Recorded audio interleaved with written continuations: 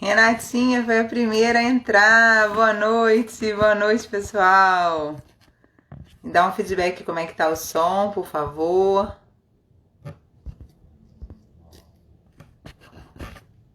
Dá um feedback do som. Vocês estão me ouvindo?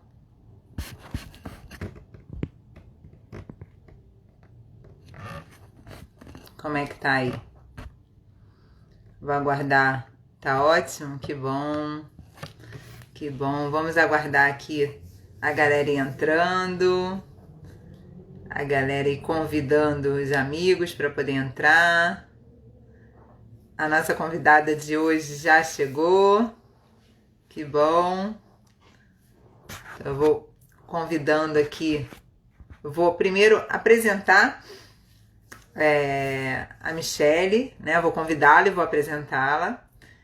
E vou pedir para vocês irem enviando aí esse aviãozinho para as pessoas que podem aprender muito com o tema de hoje. Aprender que dor na relação sexual não é normal. Aprender que tem tratamento. O que a fisioterapia pode fazer por essas pessoas. Então vamos lá, deixa eu convidar aqui. Enquanto ela aceita, vocês vão convidando aí os amigos de vocês para a gente discutir sobre esse assunto tão importante, tão comum. Oi, Michele. Olá, boa noite. Boa noite, tá me escutando? Tô te ouvindo, tô te vendo. Que bom. Boa noite, pessoal. Boa noite. Então, primeiro, Michele, quero te agradecer muito por você estar aqui. É uma honra ter você aqui. Aprendi bastante sobre o tema que você fala, né? Que a gente vai conversar sobre hoje, essa semana, aí com as nossas conversas, e tenho certeza que vamos aprender mais ainda agora. Então, vou te Aham. apresentar, para depois deixar você falar. A Michele Menezes é doutoranda e mestre em Ciências da Reabilitação, pós-graduada em Fisioterapia em Uroginecologia e Obstetrícia, pós-graduanda em Sexualidade Humana, pós-graduação em dor, tem várias pós-graduações que eu já vi e é uma apaixonada Hum, pelo tema. Então, Isso. de novo, quero te agradecer por você estar aqui. Queria que você falasse como que você entrou nessa área, como que foi sua paixão por esse assunto. Fala um pouquinho disso pra gente.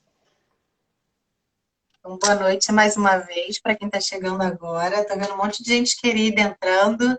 Estou morrendo de saudade de alguns de vocês, tá? Obrigada, Vanessa, por estar aqui, por abrir esse espaço. Eu sei que sua abrangência é para além do universo da fisioterapia, né? Você está direto ali na base, na formação. Então, é importante você direcionar esse olhar e dar oportunidade para falar de uma dor que é super negligenciada no campo da dor crônica, que é a dor genital.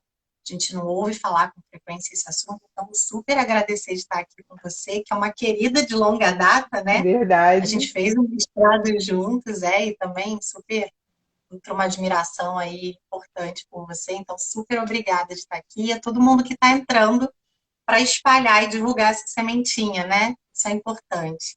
Perfeito. Eu entro para a dor, eu, eu não entro para a dor, né? A dor acaba me escolhendo, uma vez que na minha formação de base, lá no iníciozinho, há praticamente 15, 16 anos atrás, eu começo a trabalhar com obstetrícia.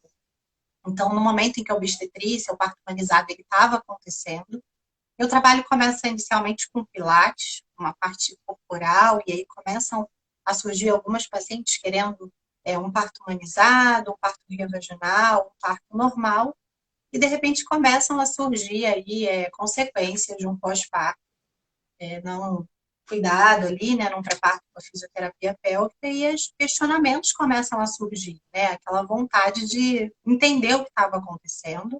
Então, eu entro para a fisioterapia pélvica através da obstetrícia e eu chego no campo da dor tocando realmente nessas pacientes com dor, que eram um retorno, mas especificamente quando antes de chegar lá no mestrado, antes de subir, né, que a gente estava numa sede separada, hoje a gente está todo mundo juntinho lá num prédio novo, mas antes o professor Arthur, que foi meu orientador e agora é meu co-orientador, ele ficava num andar diferente da Uniswan, mas antes de chegar no meu laboratório, eu corria lá, batia na porta do Ney, para trocar com ele sobre o que estava acontecendo na clínica, numa super tentativa de querer ajudar, né, cada vez mais, mas numa sede de saber, porque só através da intervenção biológica eu não conseguia auxiliar e tratar das minhas pacientes. Então, eu caio nesse lugar ali, de penetra, batendo na porta do Ney, e aí ele me mostrando o CFP, me integrando nesse universo, mais até do que biopsicossocial. Na verdade, a nossa intervenção é uma intervenção com um pano de fundo, né, com base cognitivista, dentro de um modelo biopsicossocial. Então, foi ali, Ney, portas abertas. Maravilhoso, muito bom. Queria que a gente eu queria começar, né, a gente entrar no assunto, eu queria lembrar, eu lembrei aqui de uma paciente que me chamou muita atenção para a dor gênito-pélvica. Quando eu estava fazendo estágio na osteopatia, então uma das pacientes que eu avaliei lá, a gente sempre faz várias perguntas, né, a respeito de, enfim, saúde em geral e dor em geral, enfim, alimentação, parte visceral e tal, traumas. E eu perguntei para ela se ela tinha dor na relação sexual. E ela falou que sim. E aí eu falei assim, ela era uma senhora de uns 60 e poucos anos, uns 67 mais ou menos, e eu falei assim, há quanto tempo a senhora tem dor? Ah, minha filha, desde a primeira relação sexual. E aí eu fiquei assim chocada, porque eu falei assim, gente, para ela nunca foi um prazer, né? E aí foi a pergunta que eu fiz, então, nunca foi um prazer? Ela falou, não, sempre foi uma dor. Então aquilo me chamou tanta atenção, porque muitas pessoas, aí eu queria que você falasse mais sobre isso, né? Porque eu tô aqui de penetra, eu tô aqui de curiosa, né? A especialista é você. Imagina. Mas, então eu queria que você falasse um pouco sobre isso, porque as pessoas antigamente, muitas vezes achavam que era normal ter dor na relação sexual, né? E a gente sabe que é comum ter dor na relação sexual e não normal, né? Então eu queria que você falasse um pouco sobre isso, mas para a gente entrar nesse tema, eu queria que você começasse diferenciando um pouco uma coisa que eu não sabia, que quem me ensinou foi você, né? Sobre a diferença da dor pélvica para a dor gênito-pélvica. Então, o que que entra, né, na dor pélvica e o que que entra na dor gênito-pélvica? Fala um pouco para a gente sobre essa diferença. Isso. Acho que você mata dois coelhos ali, né? Agora, uma resposta ao público e uma resposta ao profissional. Adorei sua pergunta, vou responder a primeira. É comum, né? Assim, você usou a melhor palavra, é comum, mas não é normal. E aí é assustador a gente, e doído também, né? Para quem é Sim, mulher, para quem está sentado do outro lado da cadeira ouvir. Você tem uma vida aí de praticamente, vamos colocar, mais de 30 anos, uma vida sexual de mais de 30 anos, pautada na dor. E aí você trouxe uma coisa mais importante ainda, que é a influência social. E quando a gente vai olhar para os fatores, né, que contribuem para a manutenção do quadro, esse é um fator social muito mais importante do que, por exemplo, o abuso sexual. O que a sociedade pensa, né, sobre a dor durante a relação sexual, desse lugar comum que ela ocupa, a começar que a nossa primeira relação sexual vai ser dolorosa, isso é algo generalizado, parece que a gente já aprende isso na adolescência, né? Essa relação negativa da própria relação sexual associada com a dor parece ser um fator que contribui mais, né, no fator social do que o próprio abuso. E aí, quando a gente está diante de uma paciente com dor sexual, a gente logo imagina que ela foi abusada. Ah, mas você sofreu algum trauma na infância? Você foi abusada, né? Então, assim, para você ver como a gente coloca esse lugar de dor sexual num lugar tão normal, a gente não dimensiona o impacto que essa nossa impressão social tem. E aí o paper traz para a gente que essa impressão social relacionada à dor, principalmente na primeira vez, é algo extremamente importante e estatisticamente significante. Então, o social pode começar aí com um processo educativo extremamente importante. E esse lugar que você me traz, essa pergunta que você me traz, Michele, dor pélvica e dor genitopélvica, né? A gente dá aí uma super volta para explicar. Para os profissionais, isso é um fator super confundidor. Na clínica e na hora da busca, quando a gente vai pesquisar ali no PubMed, o que a gente precisa encontrar todos esses termos, a gente chama isso de uma confusão nosológica, atrapalha pra caramba na nossa busca, mas também reverbera na epidemiologia. Você entende que quando a gente fala de dor genitopélvica, isso pode variar de 2 a 56%? Variabilidade muito grande, né? Está tudo muito perdido, a gente ainda não fala uma língua em comum. Então, lá atrás, a dor pélvica ficava exatamente concentrada nessa palavrinha, dor pélvica. Mas a dor pélvica ela não se limita só à região pélvica. Essa região genital, que durante muito tempo foi negligenciada, entra aí há pouco mais de 15 anos, né? O vocabulário das dores pélvicas. Então, a gente pode pensar como se fosse um funil.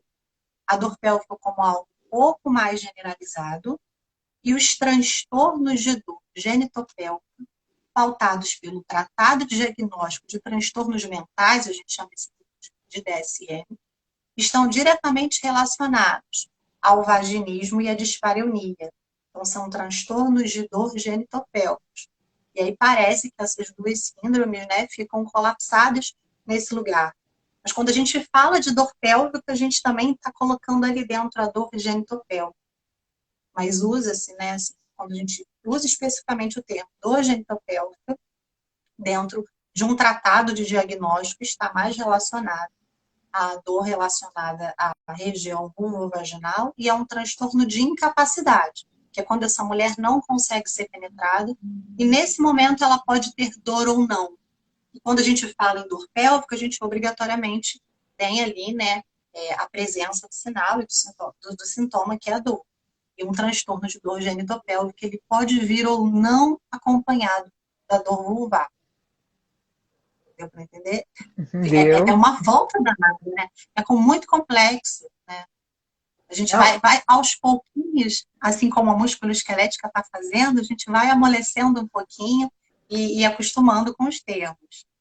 nossa, eu acho fantástico, porque a gente achava que é uma especialidade da fisioterapia, né? A saúde da mulher, mas é uma área enorme, né? Tem muitas subespecialidades, não sei se é assim que vocês chamam, mas muitas áreas de atuação, e que estão crescendo muito conforme os estudos estão vindo, né?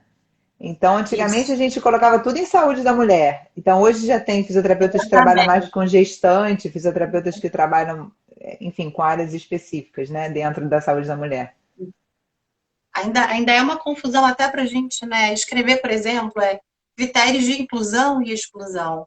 Acho que o maior benefício que a gente teve no campo da dor pélvica, se a gente for falar, né, se a gente for tocar nesse lugar de cada instituição dá uma definição, cada instituição dá critérios e características diferentes. Então, se a gente for pensar no maior benefício que tivemos até agora, foi a IASP, né, lançar um paper muito alinhado aí, né, com o CID-11, em que ela define a dor crônica como primária e secundária.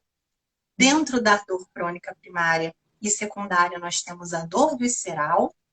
Dentro da dor visceral, nós temos a dor pélvica. E dentro da dor pélvica, nós temos a dor genital.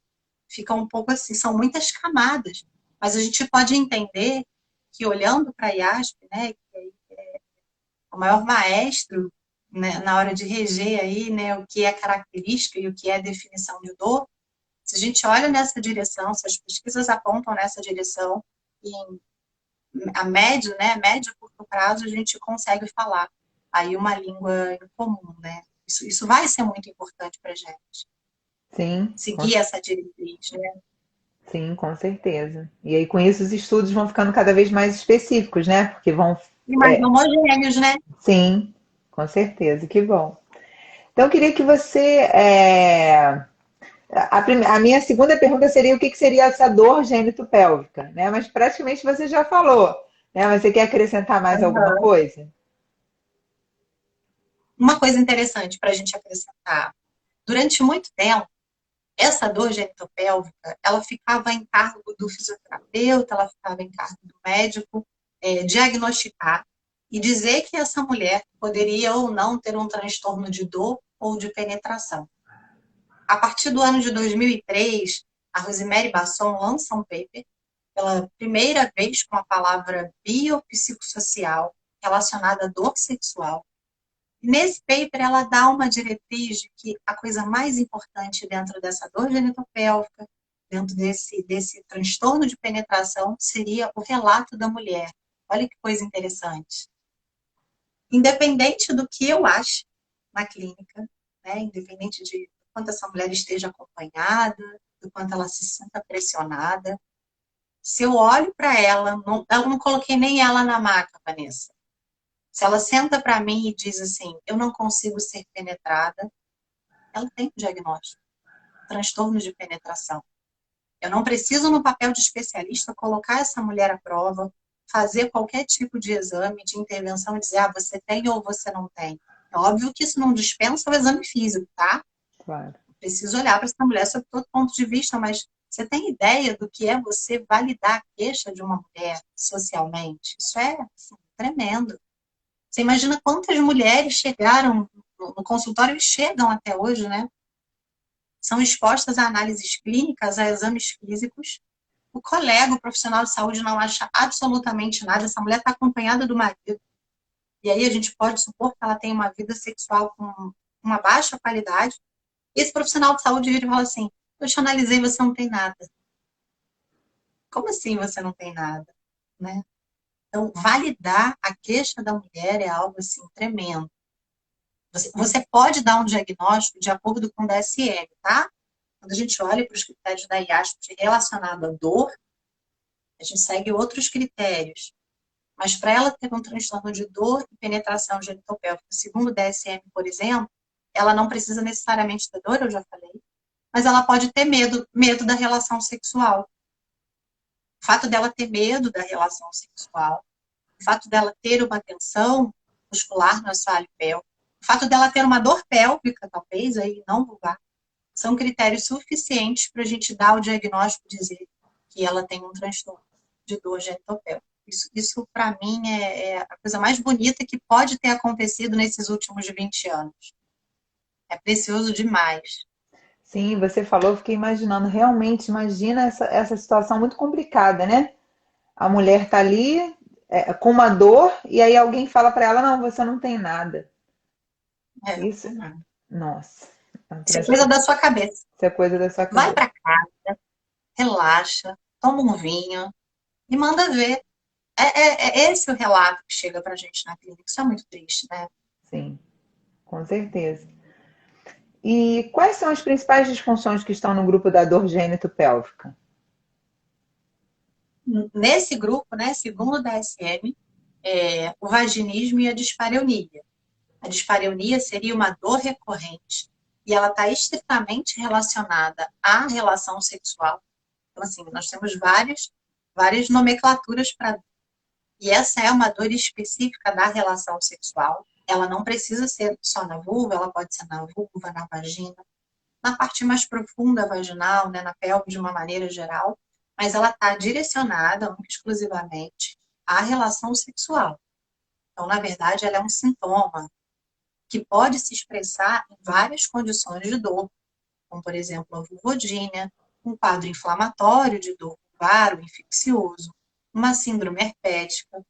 Então, o quadro dor, né, o sintoma dor, dispareunia específico da relação sexual, pode se apresentar em diversas alterações. O vaginismo é uma alteração relacionada à incapacidade. É quando uma mulher, apesar do desejo em ser penetrada, não consegue em absoluto ter a penetração por um dedo, por um esfero, por um próprio pênis, independe do objeto. Mas é quando ela deseja ter uma penetração e ela tem essa incapacidade. Não consegue, apesar do desejo expresso. E aí o autorrelato é super válido. Se ela diz pra gente que ela não consegue, uma característica muito marcante dessa condição é o medo, mas se ela diz pra gente que ela não consegue, a gente valida a queixa e tem um diagnóstico, independente do achado clínico e no exame físico. E Essas são as principais, né, relacionadas ao DSM, ao DSM-5. você falou da vulvodínia e da dispareunia. E o vaginismo? Então, o vaginismo é uma incapacidade da mulher de ser penetrada por um dedo, por um espéculo, por um pênis ou por qualquer outro Ah, esse é objeto, o mesmo que vaginismo. ela tenha o desejo expresso de fazer. A dispareunia é um sintoma de dor, né, exclusivamente relacionado à relação sexual, que pode se apresentar na área externa vaginal, né, que é a vulva, no próprio canal vaginal, ou então uma dor pélvica profunda, por exemplo, durante a relação sexual.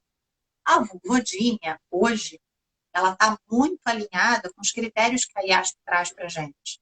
Ela está praticamente dentro do grupo que a gente chama de dor pélvica, né, dor crônica pélvica, só que no grupo de dor primária, que é sem causa clara identificável.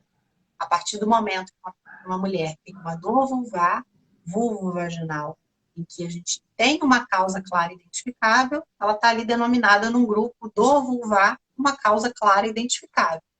A partir do momento em que não se detecta uma causa clara identificável, mesmo assumindo a possibilidade de vários fatores potenciais associados, a gente dá o diagnóstico de vulvodínia.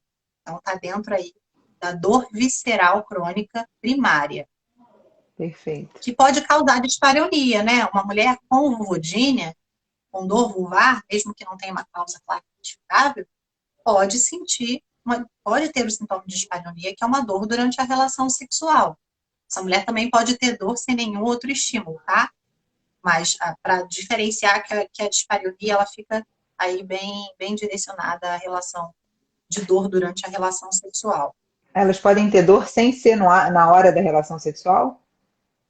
Isso, você pode ter um quadro de dor espontânea, Espontânea. né, sem nenhum estímulo provocativo, ter a dor ali na região vulvar, sem nenhuma causa clara identificável. Assim como algumas causas, como, por exemplo, infecciosas, né, inflamatórias, podem trazer uma dor ali espontânea, uma causa identificável.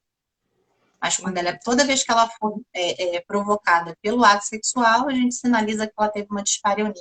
Isso é muito importante no campo da reabilitação, no campo em que você direciona para a incapacidade, né? A queixa do paciente está sempre relacionada a uma função. Então, é olhar ali para o biológico, uma restauração do tecido, você pode otimizar ali a qualidade e a saúde tecidual de diversas maneiras. É o que a gente até encontra na literatura, né, no paper, mas aí você restaurou aquilo tudo quando você vai avaliar a função sexual, tá péssima, né? Então, a gente precisa relacionar dor e função. Nesse lugar, olhar para uma dor que tem especificamente, de maneira inédita, né, uma dor nomeada como função, porque a dor sexual é a única dor em que você atribui a função. A maioria das dores, as outras dores, você atribui até uma localização, a um mecanismo, né? Mas a dor sexual é a única e direcionada a uma função. Isso também é precioso demais, apesar de dar mais confusão ainda, né? Na hora de fazer a busca, mas é importante. E me diz uma coisa, você falou que algumas vezes não tem uma causa primária, mas em geral, quais são as principais causas A causa de dor da vulvar, dor no caso, gênito-pélvica, das dores é gênito-pélvicas? causa clara identificável, ela pode ser infecciosa, inflamatória. Iatrogênica, por exemplo, né, numa cirurgia, ela pode ser devido à alteração hormonal, síndrome de baixa de estrogênio durante a menopausa, ela pode ser neuropática, causada por uma síndrome pós-herpética, por exemplo, e ela pode ter uma base genética também. Isso tudo a gente consegue tocar, identificar. Quando a gente diz que ela não tem uma causa clara, identificável, o máximo que a gente pode tocar são em fatores potenciais associados. Essa dor vai ter uma comorbidade relacionada a ela, ela pode ter aí uma alteração genética. Mas assim, Vanessa, na hora de avaliar a dor, né, com causa clara identificável ou não, a coisa mais preciosa que a gente pode fazer é traçar uma avaliação por mecanismo. E não talvez, né, ficar ali naquele modelo aí, talvez um pouquinho mais antigo, né, e bem obsoleto, de direcionar apenas para características marcantes que vão diferenciar o diagnóstico. Então, eu tenho uma dor, vou procurar, né, com fatores muito claros, porque a vagina, ela não é um ambiente estéril. Com frequência, nós ficamos expostas a infecções fúngicas, bacterianas, né? Então, assim, esse diagnóstico de base, você retirar essas bandeiras vermelhas, o câncer, né, a própria inflamação, independente também se ela é inflamatória, infecciosa ou não, é fundamental para você tomar um direcionamento. Até porque a maioria das alterações inflamatórias, elas vêm com algum mascaramento, né, se tratando de vagina, e para a fisioterapia pélvica é absoluta contraindicação de uma série de intervenções. Então, é importante a gente fazer essa diferença, tá? Fazer essa investigação. Perfeito. E Frederica entrou. tem várias pessoas queridas entrando. Querida, Beijo, não estou Fred. enxergando direito. Isso, Um obrigada, beijo. Fred. Um beijo. O professor Vinícius também já entrou. Tem um monte de gente aí querida aí entrando. Michele, eu queria que você falasse do conceito biopsicossocial. Né? Como é que a relação desse conceito biopsicossocial com a dor gênito-pélvica? Uhum. Agora a gente entrou na minha praia, né? Que coisa boa. Eu achei excelente você trazer esse tema, né? Porque cada vez mais que a gente puder chamar atenção para esse olhar, dar essa ideia de multidimensionalidade, essas mulheres vão ser mais bem tratadas. Nossos colegas vão procurar, né, formações, curso, literatura que traga aí um pouquinho essa abrangência, né? E talvez nessa fala a coisa mais importante que eu tenha para explanar é que parece algo novo, mas não é, né? Está lá desde a década de 77. Imediatamente, a Organização Mundial de Saúde abraça esse conceito, entende ele como um amadurecimento científico, né? O Rafa Light usa muito esse termo, e toda a literatura vertiginosamente se direciona para esse olhar. E aí você vê que a gente tem uma literatura de 77, introdução de um conceito de 77. Temos um primeiro paper falando de dor genitopélvica e os aspectos biopsicossociais em 95, mas é uma palavrinha e nada mais explanado. Em 2003, a Rosemary Basson traz uma descrição do que isso poderia representar, mas só em 2013, o Tratado Diagnóstico de Transtornos Mentais valida esse lugar, incentiva o clínico a passear nessas três dimensões, bio, psicossocial. E aí eu falei aqui da IASP, né, desse artigo incrível que caracterizou dor crônica, dor aguda, dor crônica primária e secundária, mas eu tenho a triste notícia de te dizer que com todo esse esforço, a IASP deixou a dor vulvar de fora, né? Só incluiu a dor vulvar por inúmeras cartas enviadas, né, com pedidos e demonstrações robustas de que a gente merecia estar nessa classificação e nesse lugar. Então, quando a gente fala de biopsicossocial e dor vulvovaginal, dor genitopélvica, a primeira coisa que a gente tem que pensar é: chegamos agora, vamos traçar diretrizes agora. Só em 2015 a gente tem o primeiro questionário, é o inventário de dor vulvar aplicado na PEN, abordando todos esses domínios, biológico, psicológico, social. Mas em 2017 sai o primeiro paper, dando a entender o que seria uma avaliação e uma intervenção pautada nesse conceito, ou nesse modelo. Então, vale lembrar, é um modelo, não é um modelo direcionado para um fundo filosófico. Eu sou de seguir o modelo biopsicossocial, o modelo biopsicossocial não é a minha praia, não é nada disso. É algo preconizado pela Organização Mundial de Saúde. Os profissionais de saúde de todas as áreas têm por obrigação implantar, e não tem modelo biopsicossocial, não tem relação com uma coisa estática. Ele é dinâmico, né? Ele é vivo. E a cada avaliação, e a cada intervenção e reavaliação, a gente pode olhar para esse paciente e verificar o que predomina ali, o que ficou ali ainda para eu direcionar mais um pouquinho. É o aspecto biológico, é o aspecto psicológico, é o aspecto social. E aí o que eu tenho para acrescentar a você é que uma amiga, Júlia, né, ela também é doutoranda do MEI e ela tem uma fala muito bonita. Ela, depois que a gente chega nessa palavra biopsicossocial, A gente está fazendo com o psicossocial a mesma coisa que fez com o bio. Querer olhar só para isso. Talvez a gente precise direcionar a dor genitopélvica com esse aspecto integrativo e dinâmico. E isso, Vanessa, também não significa que é um modelo que traz ali na sua bagagem uma intervenção de fundo cognitivista.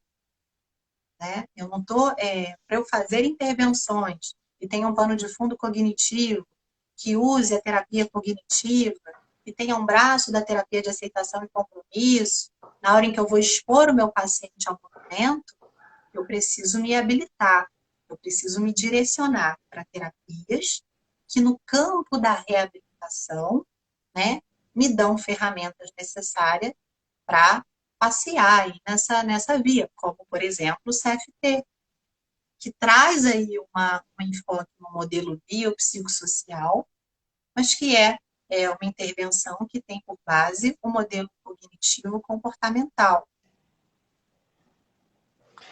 Explica para o pessoal, porque nem todo mundo aqui é da área da dor gênito-pélvica. Explica para a gente o que seria uma intervenção cognitivista e o CFT. Ah, beleza.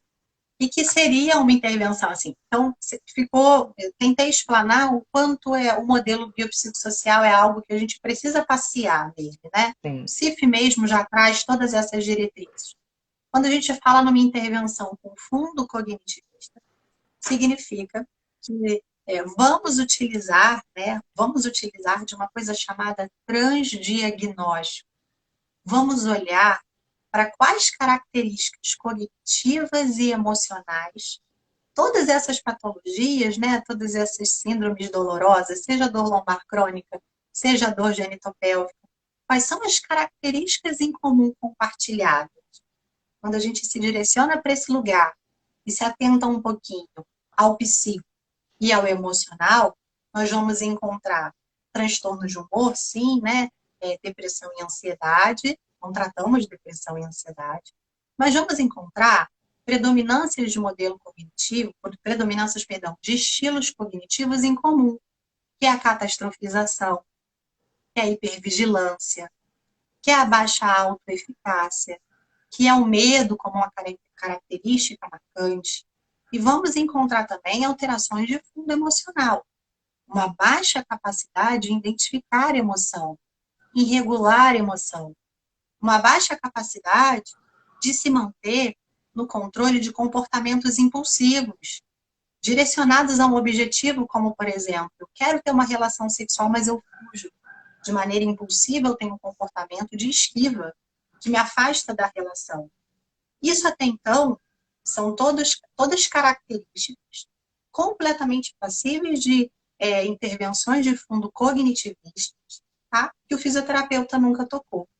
Então, ter uma intervenção cognitivista significa ter um olhar transdiagnóstico para características comuns psicológicas e emocionais compartilhadas e utilizar de uma série, né, de uma série de ferramentas importantes, e aí o CFT traz, vou explicar o CFT, para intervir de maneira eficaz. O que seria isso?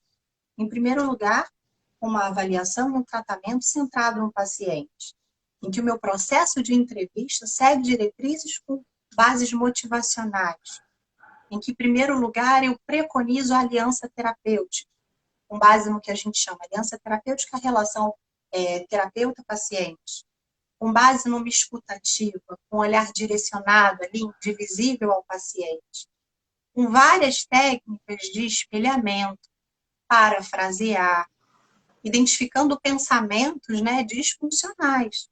O que naquela fala do paciente está vindo que é mal adaptativo, que contribui para aquele comportamento. A partir daí, né, identificar qual é a principal disfunção desse paciente, qual é a incapacidade que ele traz. Na hora que a gente vai expor esse paciente ao movimento, entender que processos cognitivos e emocionais podem acontecer naquele momento, que vão contribuir para aumentar, por exemplo, a percepção de dor que ele tem. E aí eu continuo lançando mão dessas ferramentas para fazer ali um bio, né, uma exposição gradual controlada, de maneira a promover um outro aprendizado, né? Para direcionar especificamente para uma mudança efetiva de comportamento, que é o que a gente quer, manutenção da funcionalidade. Então, parece que isso é um modelo biopsicossocial. Na verdade, o modelo biopsicossocial está dentro disso, mas isso é uma intervenção com um fundo cognitivista emocional baseada na manutenção do comportamento para a redução da percepção de dor, mas principalmente para o aumento da capacidade. A gente visa aí, né, a redução da incapacidade, a solução dessa queixa que o paciente traz. Lei é beça, né? Caramba, vou até beber água. Nossa, ficou maravilhoso. Ficou muito bom. É comum essas mulheres com a dor gênito-pélvica terem outras dores crônicas, como, por exemplo, uma lombalgia? Sim, é bem comum. Mas eu vou te dizer que a lombalgia, ela nem é a mais frequente. Mas a fibromialgia, a dor temporomandibular, fibromialgia, dor temporomandibular e a cistite intersticial, né, síndrome da bexiga dolorosa, são comorbidades extremamente frequentes nessas mulheres. Pra você ter ideia, a cistite intersticial, 90% das mulheres com cistite intersticial têm vulvodínia, que é essa dor vulvar sem causa clara identificável, tá? Mas assim, é sempre importante a gente olhar para uma síndrome de dor crônica, né? Principalmente se ela é primária, sinalizações de dor vulvar e de dor sexual, que são dores de características mais generalizadas, né? Mas é super comum, sim. Perfeito. Tá tendo pergunta aqui? Eu não tô vendo, Vanessa. Não, não tem. Se tiver alguma, eu Ah, coloco tá. aqui. Já tiveram alguns comentários, mas pergunta não. Ah, Se tá. tiver pergunta, pode colocar aí, pessoal. E a gente vai colocando, vou falando aí para a Michelle. Como a gente pode abordar os aspectos psicológicos nesses pacientes? Assim, todas essas pacientes você encaminha para um psicólogo? Algumas você encaminha? Como você aborda? Fala um pouco disso para gente. Perfeito. Maravilhosa pergunta. É a dúvida do fisioterapeuta, né? Quando que Sim. eu encaminho? Quando eu tô ultrapassando fronteiras, né? Quando eu estou olhando para um lugar em que eu não sou especialista, eu não deveria dar conta disso. Olha que coisa importante que você traz. As terapias de fundo cognitivista, ter um olhar biopsicossocial, de maneira alguma, significa ultrapassar a nossa barreira de atuação, deixar de compartilhar e solicitar a ajuda do colega. Então, isso é uma realidade da fisioterapia pélvica, isso é uma dinâmica minha de consultório. A gente faz encaminhamento para o psicólogo de várias linhas, tá? Desde da psicanalista, a cognitivo comportamental, para terapia sexual também. Mas uma coisa importante que você falou é em que momento a gente lança mão de uma intervenção psicológica, de uma intervenção emocional. Lógico que no processo de entrevista, direcionado à queixa do paciente e a nossa orientação de atuação, mas principalmente no processo ali de exposição gradual controlada, né? Quando eu exponho meu paciente ao componente de evitação, ao componente de fobia, ao componente de medo. Nessa hora eu lanço mão de técnicas, né, de intervenção psicológica, emocional e comportamental. Mas quando que a gente avalia, né, encaminhamento, assim, é muito saudável a gente fazer.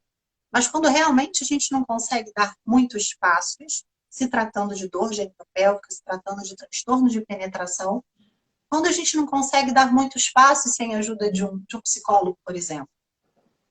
Quando o aspecto psicológico, ele ultrapassa, né, aquele momento de exposição. Quando de maneira muito clara, ele se generaliza na vida de um paciente. Quando esse paciente me traz claramente um transtorno de ansiedade importante, uma depressão importante, quando a dor e a sexualidade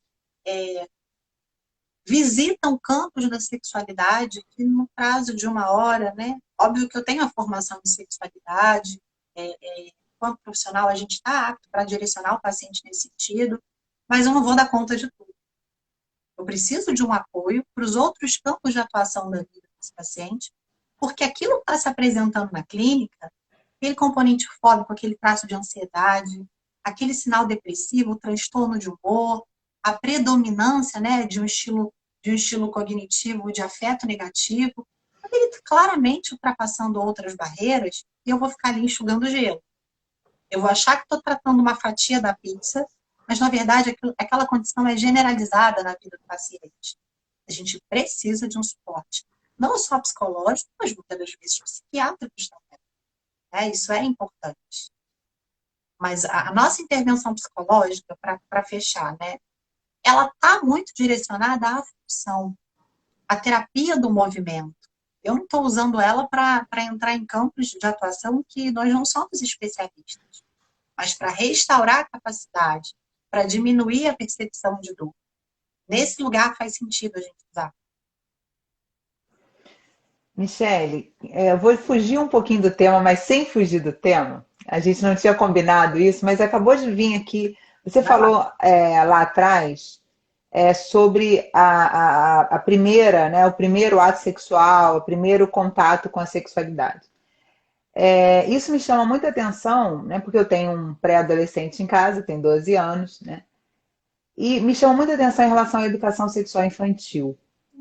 Queria que você fala um pouco para a gente o que você acha, do que a gente poderia, o que as escolas, o que a gente, né, as mães, enfim, os pais podem ajudar essas crianças porque eu sempre tento passar um pouco de que isso que é tudo normal, enfim, tentar passar um pouco de mais, enfim, é normal, né? Então, não gerar aquele bicho papão, aquele bicho sete cabeças, aquela coisa toda. Eu queria que fala o que você acha disso pra gente.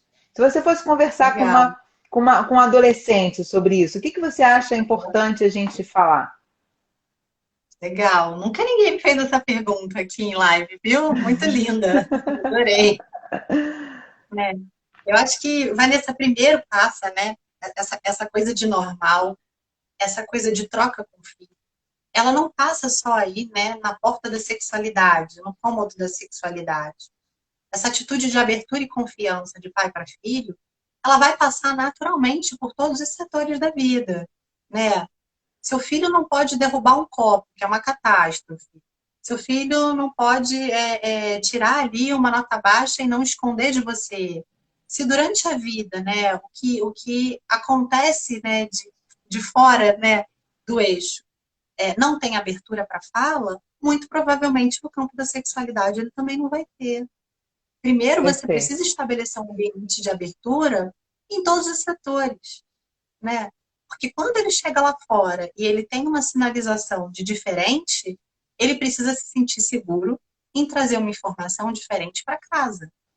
Mas se tudo que acontece no meio do caminho, que migra ali um pouco, que sai um pouquinho da curva ou do padrão que aquela casa, que aquela família estabeleceu, vira um motivo de repreensão e pouca escuta, ele não vai trazer assuntos relacionados à sexualidade. Eu não estou dizendo que você não tem que repreender seu filho, mas eu estou falando de um ambiente de escuta, de interesse no que está vindo da criança desde muito pequenininha. Isso é o primeiro passo. Estabelecer um ambiente de escuta. No campo da sexualidade, fica muito estigmatizado que educação sexual está relacionada a ato sexual. Educação em sexualidade, em primeiro lugar, está relacionada ao autocuidado.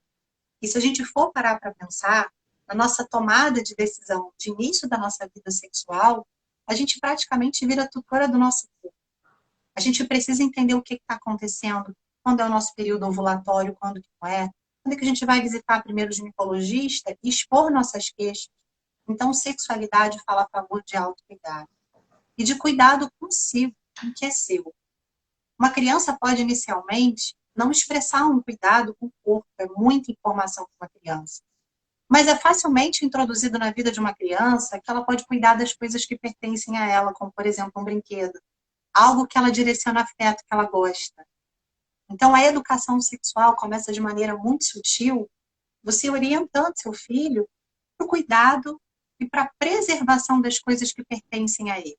Isso é algo muito importante. Porque lá na frente você consegue reverter isso com para a própria criança. Falar em autocuidado, falar em cuidar do seu corpo, falar em condições de higiene.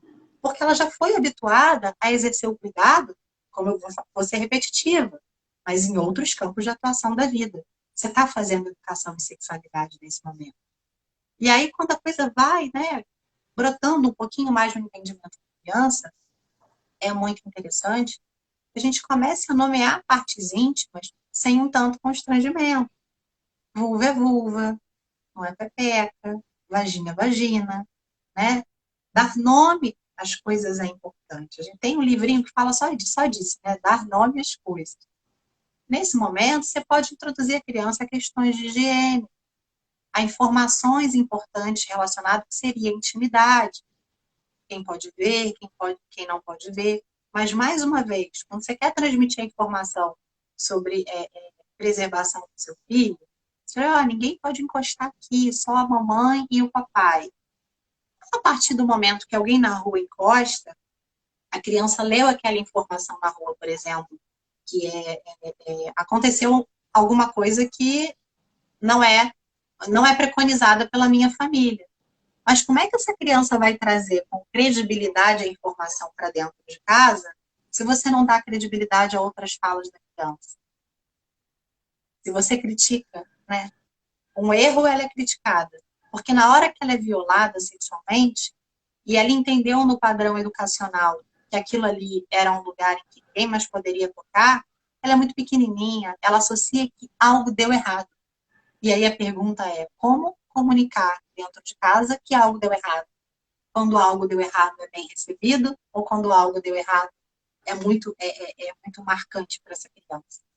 E ela vai crescendo, se tornando adolescente, tendo acesso a algo completamente normal hoje em dia na era da tecnologia, que é o celular, e, consequentemente, exposição à pornografia.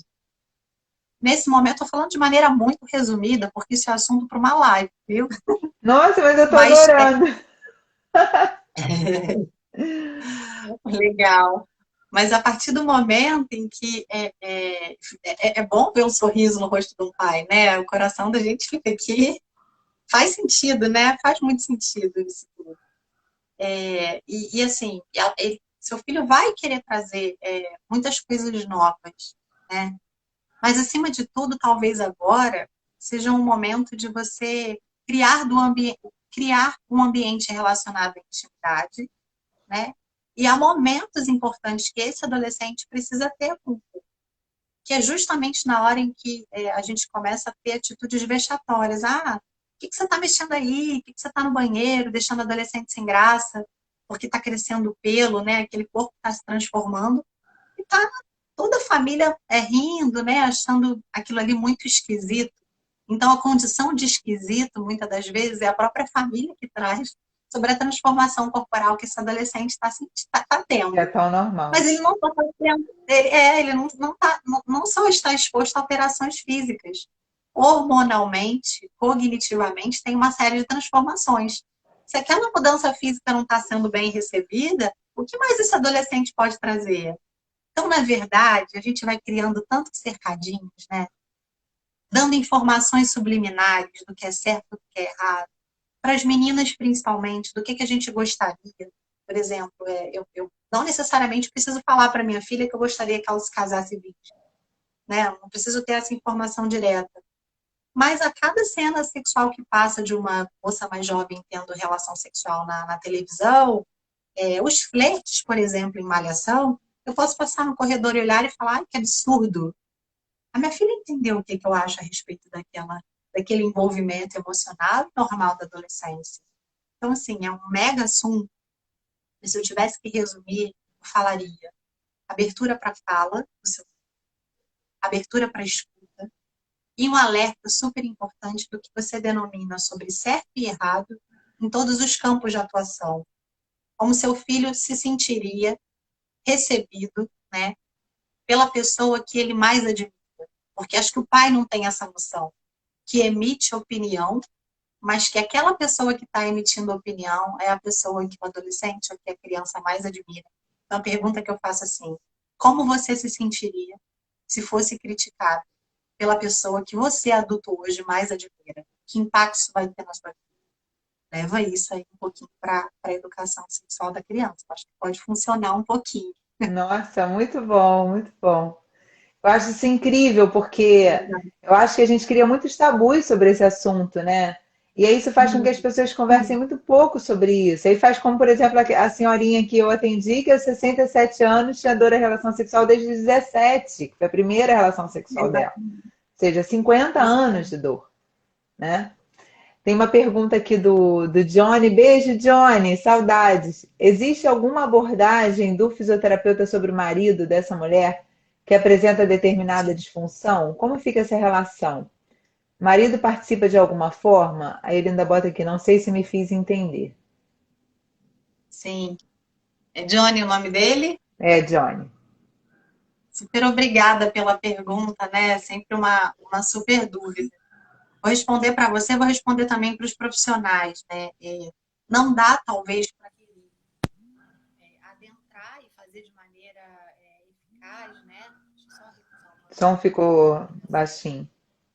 uma intervenção em sexualidade, isso é um só fisioterapeuta. A gente precisa trilhar um caminho de especialização em sexualidade humana. Porque a sexualidade ela é tão espectral que você precisa beber muito dessa água, por exemplo, para estar preparado a fazer uma sessão de exposição gradual aí, por exemplo, né, com uso de dilatadores, com a presença do marido. Importante a pergunta que ele fez, porque essa mulher, na maioria das vezes, ela vem com o objetivo de ser mãe, ela vem também para ter um exame ginecológico, porque ela não consegue ser penetrada ali, né, por um espectro no ginecologista. Mas a maior incapacidade que essa mulher traz é a relação sexual. Essa mulher quer ter relação sexual com o marido dela. E na maioria das vezes, assim, esse marido está tão hipervigilante, catastrófico, com medo de machucar a sua parceira, quanto ela já esteve um dia. Então, não é incomum você tratar o paciente fica bem, todos esses aspectos foram alinhados, mas na hora de ter relação sexual, o marido fica com aquele olhar: você está sentindo dor? Tá doendo? Eu tô te machucando? E aí ele perde o foco erótico nesse momento. Então, é fundamental e riquíssimo o marido, né, participar de todo o processo de reabilitação. Lá fora, né, o que a gente tem de ensaio clínico controlado aí, randomizado, ele só tem um ensaio clínico que não teve a presença do marido, que foi em 2006.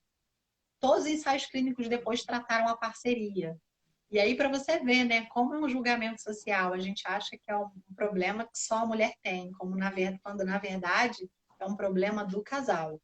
Então, respondendo à pergunta, é comum, super acontece, é o mais indicado, mas a maior orientação que eu posso dar para os profissionais é: você precisa ter uma bagagem em sexualidade humana. Você precisa entender, né, o aspecto sexual, mesmo sendo da sua escolha a saúde da mulher, você tem um olhar direcionado para a saúde do homem e para a sexualidade de uma maneira geral. Isso é muito importante. Muito rica essa pergunta, né? Muito Muito legal. bom. Ninguém imagina, né, que no Sim. consultório está lá o marido e a esposa caminhando juntos nesse processo, tendo alta juntos, né? Porque é o casal que recebe alta, né? Sim, com certeza. Bem legal. A Paloma, eu li sua pergunta assim, até anotei aqui. A Paloma pediu para você falar pouco mais da Não tô te relação da ouvindo. lombalgia com a dor pélvica. Não está me ouvindo? Não te ouvi, Vanessa. E agora, tá ouvindo? Tô ouvindo baixinho. Vê se você aumenta. Ó, aumentei o meu aqui. Peraí. Melhorou? Melhorou ou Não, tá melhorou igual? muito não, mas eu tô te ouvindo. Tá Você me tá me ouvindo ouvindo? bem? Eu tô te ouvindo bem. Tô. Tá. Você repete para mim, por favor, a pergunta. A Paloma perguntou sobre, pediu para você falar um pouco mais da relação da lombalgia com a dor gênito-pélvica. Isso. A gente pode olhar para dois lugares, viu, Paloma? A gente pode olhar para uma lombalgia incapacitando uma relação sexual, tá? Mas a gente pode olhar para uma dor crônica inespecífica que reverberou tanto na dor lombar quanto na dor vulvar. Se a gente ficar, talvez, passeando muito no campo da relação, da inervação, é muito mais comum uma síndrome sacral cursar reverberar com sintoma pélvico do que necessariamente uma alteração lombar. Que a gente encontra na clínica são nevralgias do pudendo, encarceramento do pudendo, né? Está muito mais relacionada a relação sacro do sacro com a pelve, ela está muito mais ali próxima, talvez, do que as alterações lombares. Se a gente for procurar na epidemiologia, não é algo que se expressa tanto, por exemplo, né, quanto no caso de cistite intersticial, quanto no caso de uma lombalgia, de uma fibromialgia. A gente às vezes fica querendo procurar relação biomecânica, né? E disfunções pélvicas.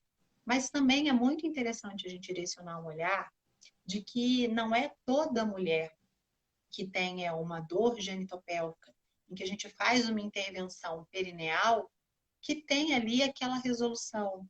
Não está, talvez, tanto no campo do biológico.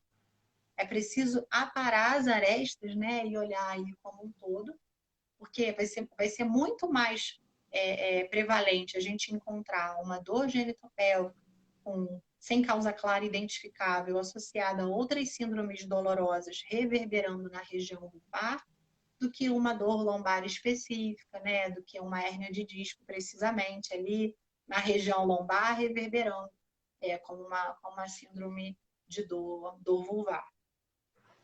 Perfeito. Isso é importante atentar.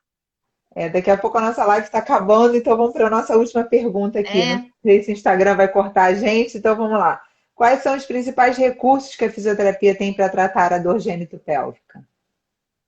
Ah, sim. A gente tem quantos minutos ainda?